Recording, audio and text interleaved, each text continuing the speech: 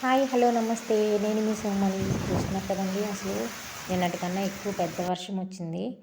ఈరోజు నేను Sunday special ఏం చేశానో చూడండి. చికెన్ దమ్ బిర్యానీ. దమ్ బిర్యానీ అనగానే ఫుడ్ కలర్స్ వాడేసి మసాలాలు వేసేసి బాగా స్పైసీగా అయితే చేయలేదు. పిల్లలు చాలా ఇష్టపడేలాగా, అసలు స్పైసీనెస్ లేకుండా, వాళ్ళు పిల్లలు ఏంటి స్పైసీ ఎక్కువ తినలేరు కదండి.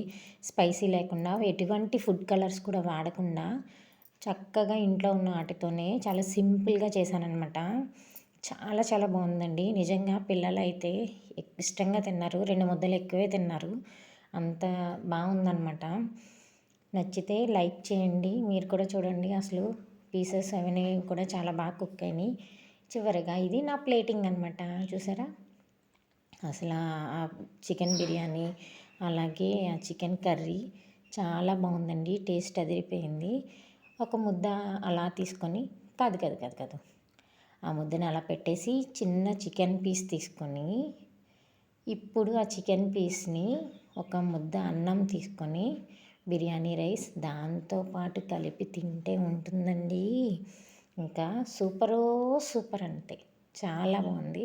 నచ్చితే లైక్ చేయండి, సబ్స్క్రైబ్ చేసుకోండి ప్లీజ్.